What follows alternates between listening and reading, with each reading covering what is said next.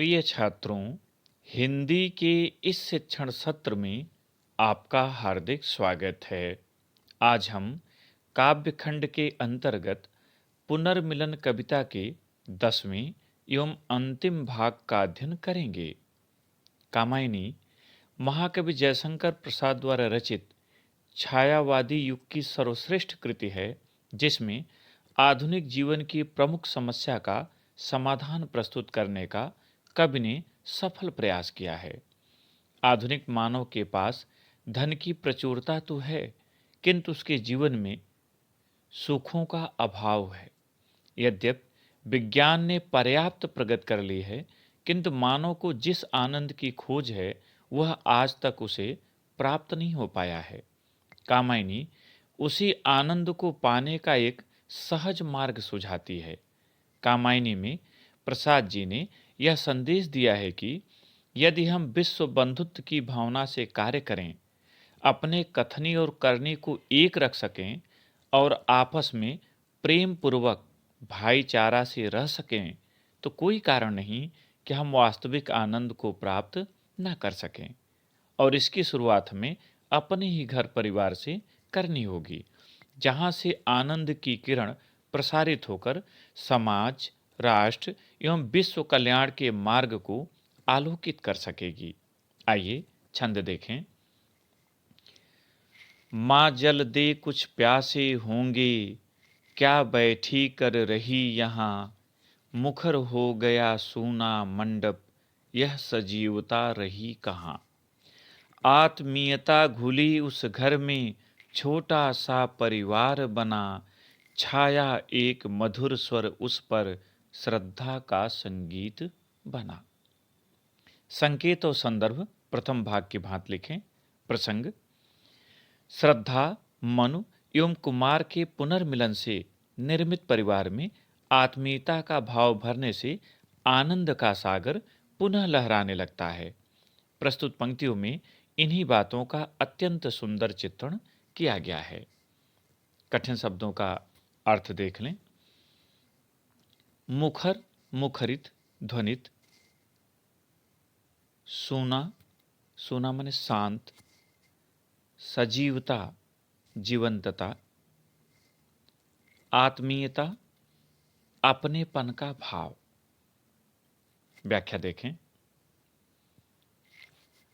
कवि प्रसाद जी कहते हैं कि जब श्रद्धा मन को देखती है तो वह तुरंत ही अपने पुत्र को आवाज लगाती है, उसे अपने पास बुलाती है। वह दौड़ कर आता है और यह सुनकर कि ये मेरे पिताजी हैं, उसके मुख से शब्द फूट पड़ते हैं। माँ जल दे कुछ प्यासे होंगे, क्या बैठी कर रही यहाँ।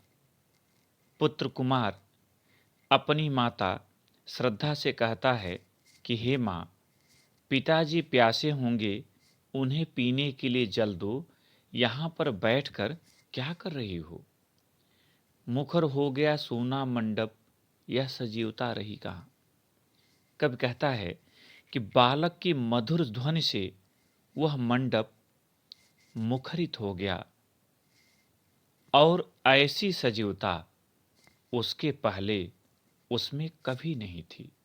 तात्पर्य यह कि वह मंडप इतना सूना था, एकांत था कि उसमें जैसे ही बालक के स्वर पड़े वह जीवंत हो गया, उसमें आनंद भर गया। आत्मीयता घुली उस घर में छोटा सा परिवार बना। कब कहता है कि इस प्रकार उस घर में पुनः अपनेपन का भाव भर गया, जिसके कारण श्रद्धा, मनु और कुमार इन तीनों के मिलने से वहां एक छोटा सा परिवार निर्मित हो गया। छाया एक मधुर स्वर उस पर, श्रद्धा का संगीत बना। कब कहता है कि उस परिवार में श्रद्धा का मधुर स्वर संगीत बनकर छा गया, अर्थात उसकी आवाज, उसके कार्य उस परिवार में संगीत की तरह प्रतीत हुए। पूरा भाव एक बार देख लें। कुमार अपनी माता श्रद्धा से कहता है कि हे माँ, पिताजी प्यासे होंगे, इन्हें जल ला कर दो, यहाँ बैठकर क्या कर रही हो। उसकी मधुर आवाज से वह पूरा मंडप मुखरित हो गया और उसमें सजीवता छा गई जो पहले कभी नहीं थी, अर्थात ऐसी जीवंतता पहले कभी नहीं थी। इस प्रकार श्रद्धा, मन और कुमार के मिलने से वहाँ एक परिवार बन गया, एक छोटा सा परिवार बना जिसमें अपनेपन का भाव भर गया।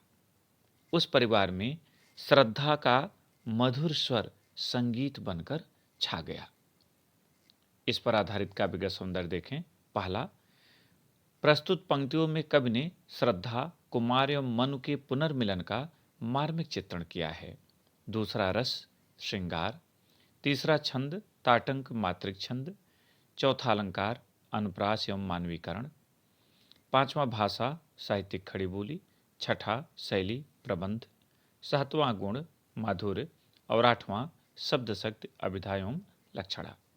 प्रिय छात्रों, मुझे उम्मीद है कि आपने पुनर्मिलन कविता के सभी 10 भागों का अध्ययन कर लिया होगा, इसे अच्छी तरह से समझ लिया होगा। इसे स्मरण करें। बहुत बहुत धन्यवाद।